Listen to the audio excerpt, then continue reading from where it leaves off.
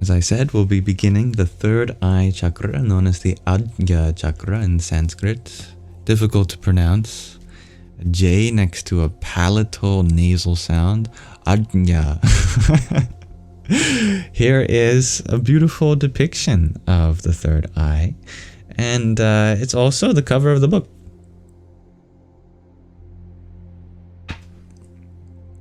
See lots of symbolism there.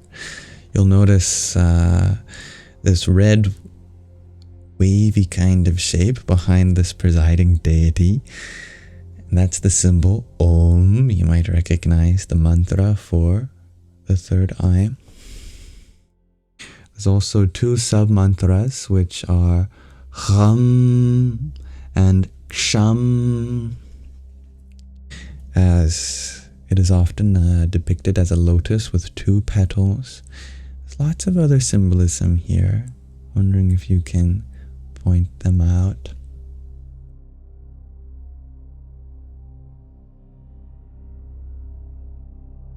I'll read through just a list of all qualities and symbols associated with the Ajna Chakra, which we explore at the beginning of each section. Then we unpack all of this information over several days. Well, first of all, some trivia. Position within the body. It's at the upper end of the spinal column, with radiation in the center of the forehead, between the eyebrow center. Its color is said to be milky white, representing clarity and purity. Its tattva, its element, is Anupada tattva, the Guru tattva, the element of spiritual teaching itself.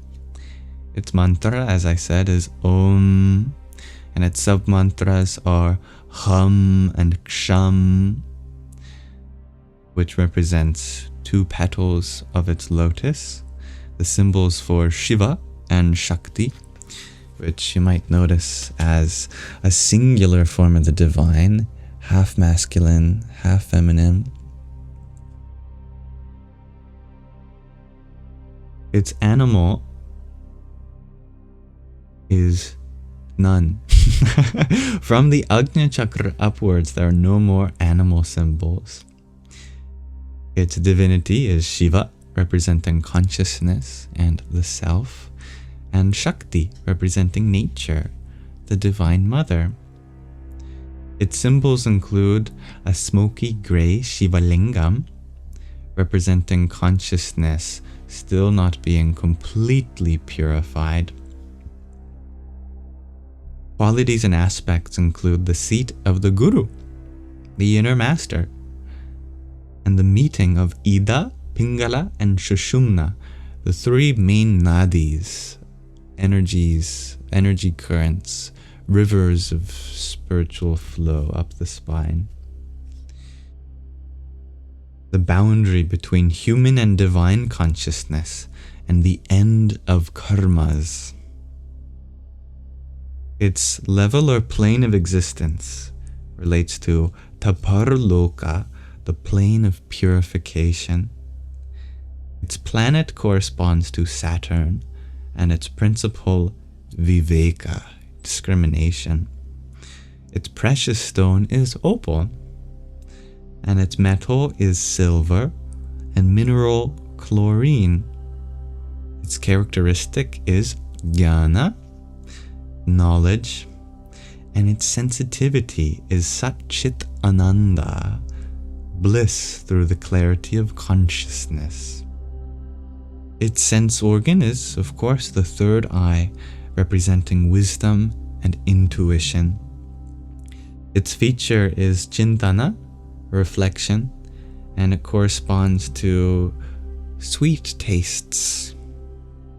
Its quality is Shunyata, emptiness, and its organ is the Buddhi, the intellect, one of the four Andhakaranas, the inner organs of cognition.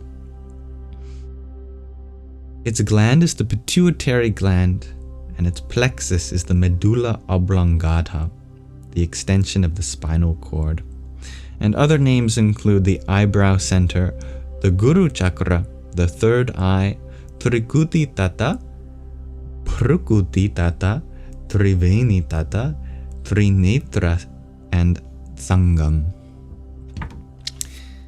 So let's start unboxing all of those ideas.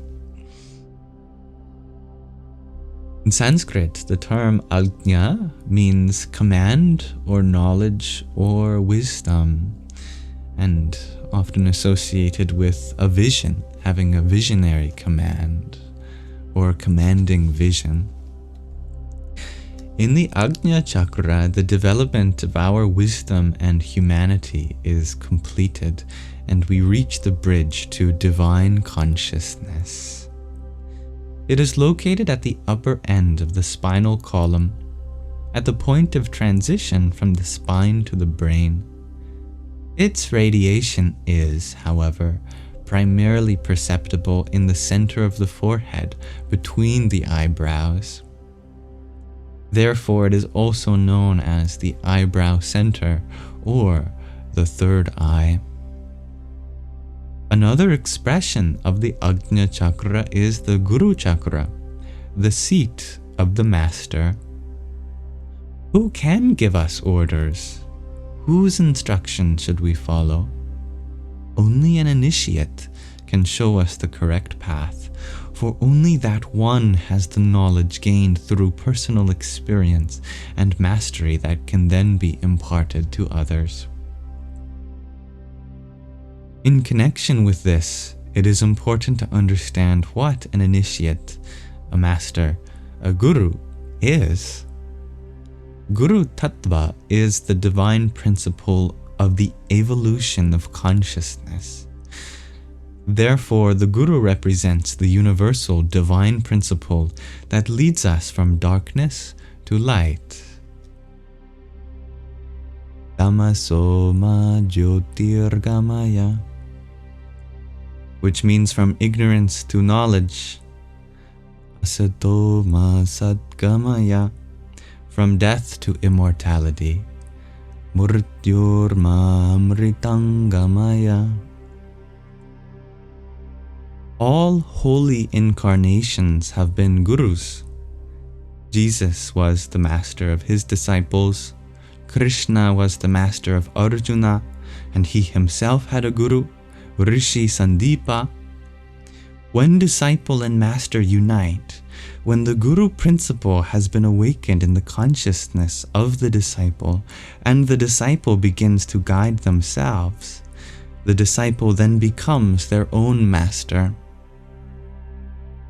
The guru principle is recognizable within a person as clarity, wisdom, jnana, and the ability to discriminate between truth and untruth, reality and unreality, viveka. We do not need to seek truth. It is always in front of us. But in order to recognize it, a person needs an open, pure consciousness and clear thoughts. While our mind remains cloudy, like a dirty mirror, we see everything hazily and unclearly. It is only in a purified mind and mature consciousness that jnana, the wisdom and spiritual knowledge, can be broadened. Until we are capable of anchoring our consciousness in the Ajna Chakra, our mind oscillates constantly between the human chakras, the Muladhara, Svarishtana, Manipura, Anahata, and Vishuddhi. While we are still lacking in discrimination, we should listen to the advice of the Master in order to avoid mistakes. Everyone has experienced how painful it can be when we ignore the advice of an experienced person. But the more our consciousness evolves towards the Ajna Chakra, the freer and more independent we become in choosing correctly and making the right decisions. Sri Mahaprabhuji teaches us, which I believe is the guru who wrote this book: be yourself, live happily and wisely, without dependence. Awaken your abilities and use them. Recognize your inner wealth. You possess everything. The entire universe is yourself.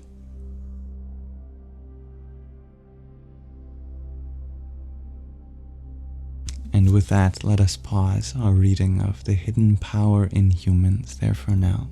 So, thank you for listening to this introduction to the Ajna Chakra, the eyebrow center, the third eye. We'll continue exploring it next time. Namaste.